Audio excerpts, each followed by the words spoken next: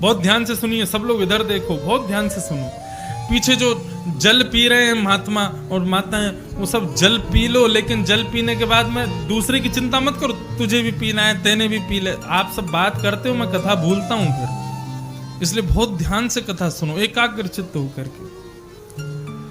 कलयुग को क्यों नहीं मार सकते? नारद जी महाराज कह रहे हैं, हम जिस कलयुग में रहते हैं उसकी एक ही जगह बड़ाई की गई है, इसलिए ध्यान से सुनो। कलयुग के बारे में कहा, बोले कि महाराज भले ही कलयुग में हजारों दुर्गुण हो, लाखों दुर्गुण हो, लेकिन कलयुग में एक बहुत बड़ा सद्गुण है जो किसी युग में नहीं है। इस कलयुग का सबसे बड़ा सद्गुण क्या है? बोले यत् फलम नास्ति तपसा ना योगेन समाधिना तत्फलम लभते सम्यक कलौ केशव कीर्तनात्।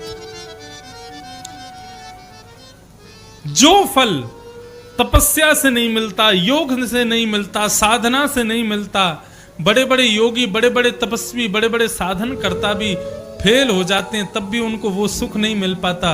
वो फल कलिकाल में केवल और केवल हरि का संकीर्तन करने मात्र से मिल जाता है। केवल भुजा उठा करके भगवान का हरिनाम संकीर्तन कर लिया जाए, उससे वो फल मिल जाएगा जो योगियों को, तपस्वियों को सतयुग त्रेता द्वापर में नहीं मिलता। ये कलयुग का प्रभाव है। अरे महाराज कहां तक कहें, एक बहुत बड़े पापी को पकड़ने के लिए यम के दूत आने लगे। वो पापी एक वृक्ष के नीचे जाकर के लेट गया, तभी ऊपर से कौवे ने, कबूतर ने बीट छोड़ी। वो उसकी विष्ठा आकर के उस व्यक्ति के मस्तिष्क पर आकर के तिलक बना देती है। यम के दूत उसको लेने के लिए आए, जैसे ही उसके मस्तिष्क पर तिलक को देखा, तिलक नहीं था, कबूतर की विष्ठा थी, लेकिन तिलक की तरह लग रही थी। तो यम के दूतों ने सोचा, बोले इसको ले जाने के लिए महाराज ने कहा है, लेकिन हमारी नरक की प्रणाली में लिखा है जो तिलक लगाता है उसको नरक पकड़ करके नहीं ले जाना है। भैया इसको छोड़ चलो, इसको नहीं ले जा सकते हैं। यमराज से जाकर के कहा, बोले महाराज हमने उसको छोड़ दिया। बोले क्यों छोड़ दिया? बोले उसने तिलक लगा रखा था। तब यमराज ने देखा, बोले अरे मूर्खों, उसने तिलक नहीं लगाया था, एक कबूतर ने उसके ऊपर अपनी विष्ठा छोड़ी थी। लेकिन यमराज ने फिर पकड़ लिया, बोले अब मत जाओ उसको पकड़ने। हमारा धर्म कलयुग कितना महान है, कलयुग की कितनी बड़ी विशेषता है। यहां पर कोई भाव से नहीं, कुभाव से भी यदि तिलक मस्तक पर रख ले और उसकी मृत्यु हो जाए, उसने जीवन भर पाप किया हो, अंतिम समय में यदि यम के दूत आएंगे और मस्तिष्क पर तिलक देखेंगे तो उसको छोड़ के चले जाएंगे। बोले ये नरक जाने लायक नहीं। सतयुग त्रेता द्वापर में ऐसा नहीं हो। सतयुग त्रेता द्वापर में तो रावण आदि भी तिलक लगाते थे, लेकिन उन पर कृपा नहीं होती थी। ये कृपा तो केवल कलयुग को प्राप्त है। भाव को भाव अनख आलसहु, नाम जपत मंगल दिस दस। भाव से जपो, कुभाव से जपो, भगवान का नाम एक बार आपके मुख पे आ जाए, कलिकाल में उसी से मुक्ति हो जाएगी। एक बार एक संत एक गांव में गए, तो एक ब्राह्मण उन संत के पास गया और संत से जाके बोलने लगा, बोले महाराज मेरा बेटा ना वो नास्तिक है, मैं ब्राह्मण हूं, मेरे 3 बेटे हैं, दोनों बेटे मेरे बड़े खूब पूजा कराते हैं, खूब पाठ कराते हैं, गृह प्रवेश कराते हैं, यज्ञ आदि कराते हैं, लेकिन मेरा सबसे छोटा बेटा नास्तिक है, कुछ नहीं करता। कहां तक कहें, कोई राम राम भी बोल देना तो वो ईंटा पत्थर फेंक के मारता है। बोले मुझसे ये शब्द मत बोला करो, मुझे पसंद नहीं है, प्रिय नहीं। भगवान का नाम भी उसको पसंद नहीं है। संत ने कहा एक काम करो, हम कल तुम्हारे घर आएंगे, तुम्हारे बेटे से हमको मिलवाओ। उस व्यक्ति ने कहा, बोले महाराज संतों को देख करके तो और चिढ़ जाता है वो। बोले चिढ़ जाने दो, बोले लेकिन हम कल आएंगे, उसको पकड़ करके उससे बात करेंगे। संत दूसरे दिन ब्राह्मण के घर पहुंचे। ब्राह्मण के घर जाकर के महाराज उस व्यक्ति से मिले, उस बालक से मिले। बालक पहले तो भागने लगा, बोले कि मैं तुम जैसे संतों से मिलता नहीं हूं, दूर रहो दूर रहो दूर रहो। बोले संत बोले मुझे कुछ नहीं चाहिए, 1 मिनट बात कर ले बस। बालक बोला क्या बात करनी है? बोले तू कुछ मत कर, केवल अपने मुख से एक बार जय श्री कृष्ण बोल दे, फिर जीवन भर ना भजन करना, ना कीर्तन करना, ना कथा सुनना, कुछ मत करना, बस जय श्री कृष्ण बोल दे। बालक बोला नहीं बोलूंगा। बोले एक बार बोल दे, एक बार में तेरा क्या चला जाएगा? बोले नहीं बोलना मेरे को। जैसे लोगों के लिए गाली बोलना पाप है, अपराध है, ऐसे ही ये शब्द बोलना मेरे लिए अपराध है, मैं नहीं बोलूंगा। संत बोले एक बार जय श्री कृष्ण यदि कह देगा तो उसमें कोई कुछ तेरा बिगड़ नहीं जाएगा, कुछ चला नहीं जाएगा, एक बार जय श्री कृष्ण बोल दे। बोले आप कितना भी प्रयास कर लो, कितनी भी मेहनत कर लो, मैं जय श्री कृष्ण नहीं बोलूंगा।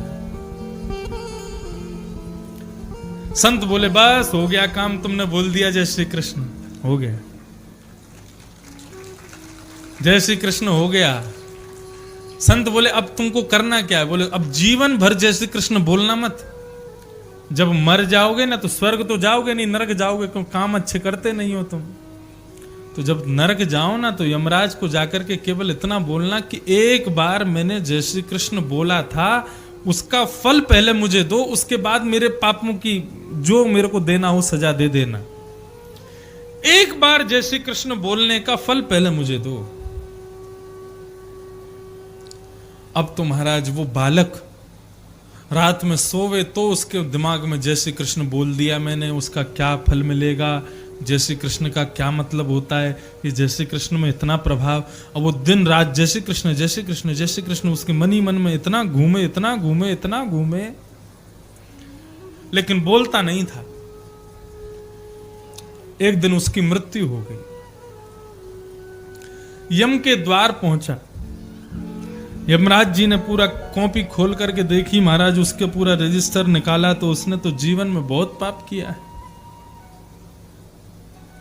यमराज ने कहा तुमको तो महाराज बड़े से बड़े नरक में भेजना पड़ेगा, तुमने बहुत पाप किया है, बहुत यातनाएं देनी पड़ेंगी, तैयार हो? बोले सब तैयार हूं करने को, लेकिन उससे पहले मैंने जीवन में एक बार जय श्री कृष्ण बोला, पहले उसका फल मुझे भोगना है, फिर तुम्हारी यातनाएं भोगूंगा, पहले उसका फल भोगना है मुझको। यमराज बोले एक बार जय श्री कृष्ण बोला? बोला हाँ बस एक बार बोला जीवन में, उसका फल पहले मुझे भुगा दो, फिर तुम जो यातना दोगे सब स्वीकार है। यमराज जी सोचने लगे, अपने सैनिकों से, दूतों से पूछे एक बार जय श्री कृष्ण बोलने का फल क्या होता? बोले महाराज हमको नहीं पता, किसी को नहीं पता। यमराज जी बोले तुम रुको, हम ब्रह्मा जी से पूछ के आते हैं, अभी जा रहे ब्रह्मलोक। बोला कि मैं नहीं रुकूंगा यहां पे, अब ब्रह्मा जी ने कुछ अच्छा बताया, तुम आके बुरा बता दो, मैं कैसे विश्वास करूं? मैं भी चलूंगा साथ में, सुनूंगा वहां चल के। यमराज जी बोले तो चलो फिर साथ में। चलने लगा तो बोला सुनो मैं पैदल नहीं जाऊंगा, मैंने कौन सा कोई अपराध थोड़ी किया जो पैदल जाऊं ब्रह्मा के द्वार, मेरे लिए पालकी मंगवाओ। यमराज जी बोले पालकी क्यों? बोले एक बार जय श्री कृष्ण बोलने का, नहीं तो फल बताओ मेरे को, नहीं तो पालकी मंगवाओ, दोनों में से कुछ एक करो।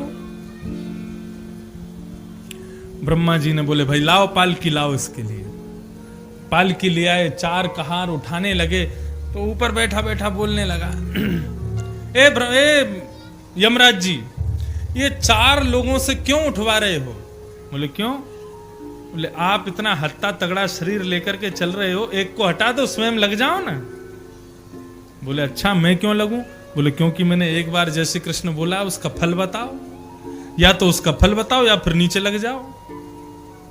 यमराज जी ने एक व्यक्ति को हटाया, स्वयं कंधे पे उठा लिया, रोते रोते ब्रह्मा जी के पास पहुंचे। ब्रह्मा जी बोले वाह भाई वाह, आज तो साक्षात नरक के स्वामी किसी दिव्य भक्त को मेरे यहां लेकर के आए, अपने कंधे पे चढ़ा के लाया। ब्रह्मा जी ने कहा भाई कैसे आए, क्या हुआ? यमराज जी बोले बिना पैसे का नौकर बना लिया इसने मुझे, बोल रहा है या तो एक बार जय श्री कृष्ण बोलने का फल बताओ, नहीं तो ब्रह्मा के पास ले चलो, पालकी में जाऊंगा, आप लगाओ कंधा अपना। ब्रह्मा जी बोले एक बार जय श्री कृष्ण बोला? बोला हाँ बस एक बार, जल्दी से फल बताओ, इसको फल देकर के फिर इतनी यातनाएं दूंगा, ये भी याद रखे। ब्रह्मा जी ने महाराज चारों वेद खोज लिए, 3-3 बार देख लिए, लेकिन जय श्री कृष्ण एक बार बोलने का कोई फल कहीं नहीं लिखा। ब्रह्मा जी बोले इसमें तो लिखा नहीं है। तो फिर यमराज जी बोले तो फिर क्या करें? बोले एक काम करो, शंकर जी के पास चलें, शंकर जी को ज्यादा पता रहता है, वो नेत्र बंद करके निरंतर ठाकुर जी का स्मरण करते, उनको पता होगा, चलो। चिदानंद रूप शिवोहम शिवोहम। महाराज ये मध्य प्रदेश है, महाकाल की भूमि है। नमः पार्वती पतये हर हर महादेव। शंकर जी के पास पहुंचे हैं। यमराज जी और ब्रह्मा जी दोनों ने कहा, बोले महाराज इसने एक बार जय श्री कृष्ण बोला है, उसका फल पूछ रहा है। शंकर जी बोले महाराज उसका फल तो मुझे भी नहीं पता। वो कहां चले? बोले नारद जी के पास चलो। अब तो ब्रह्मा जी, शंकर जी, यमराज जी तीनों लेकर के नारद जी के पास पहुंचे। नारद जी बोले मुझे भी फल नहीं पता। अरे बार बार कहां भटक रहे हो, सीधे बैकुंठ चलो, साक्षात शंख चक्र गदा पद्मधारी श्रीमन नारायण से ही जाकर के पूछेंगे कि क्या फल है जय श्री कृष्ण बोलने का। चारों अपने कंधे पर उठा करके उसको लेकर के जैसे ही गोलोक धाम पहुंचे, वैकुंठ पहुंचे, वहां पर शंख चक्र गदा पद्मधारी नारायण भगवान विराजमान हैं। सबने जाकर के प्रणाम किया और प्रणाम करके वंदन करते हुए कहा महाराज इस व्यक्ति ने एक बार जय श्री कृष्ण बोला है, उसका फल पूछ रहा है, आप कृपा करके बताइए ना।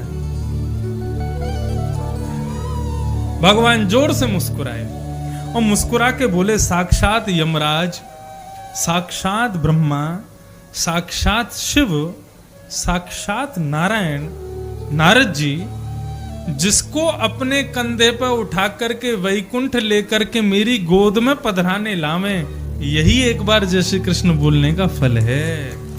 यही फल है उसका, और क्या पूछोगे भैया।